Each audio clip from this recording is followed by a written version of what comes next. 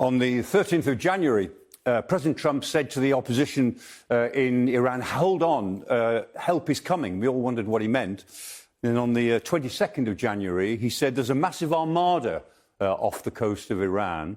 Well, it wasn't so much an armada, but it was the carrier strike group based on the Abraham Lincoln. And that's a pretty powerful carrier strike group, and that's been there since more or less the end of January.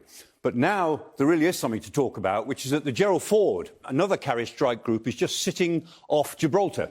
It's there at the moment. It will probably go through the Strait of Gibraltar tonight.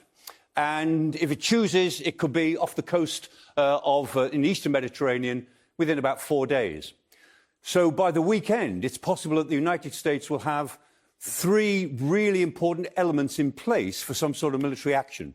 The first element, of course, is the naval build-up. So there might be 2 carrier battle groups, one in the Arabian Sea, one in the Eastern Mediterranean. There will be at least 11 air defence destroyers. There are 3 littoral combat ships. There are at least 2, maybe even 3 attack submarines loaded with Tomahawk missiles. So that's one element. A second element is that we've seen lots of C-17s and C-5s, the big heavy lifters, the Globemasters and the Galaxies, all over the region in the last 10 days, bringing air defence assets to American bases all over the region. So quite likely what the Americans have been doing is strengthening the air defence at all of their facilities in case of Iranian retaliation once an attack begins. And the third element is that data and forensics have been looking at the movement of American aircraft in recent days. And the thing that's most interesting about this, they've got lots of fighters in place. But if we look at some of the maps that we have been able to create, then we can see that they've got lots of air-to-air tankers. And so here, on the 16th of February, we tracked 6 KC-135 air-to-air tankers from Mildenhall in the United Kingdom to a base in Greece. They've got those in place.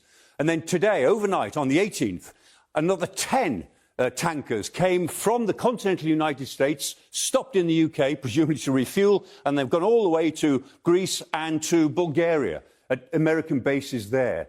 So those tankers are really important because the tankers create this sense that the Americans have got plenty of bases in the Middle East, but if for political reasons they can't use them, they don't need them.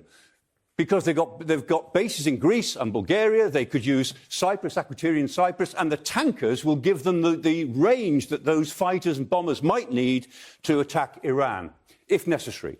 The final part of the jigsaw are the Sentry E-3 aircraft. Very easy to recognise. These are the AWACS, the Airborne Warning and Control Aircraft. 6 of them are now in the region. You can start a war with one of these because they actually see the whole battlefield. And so with E-3 Sentry aircraft, we know that the Americans, by the weekend, could operate a very, very large campaign if they choose to. From the weekend, we'll find out next week.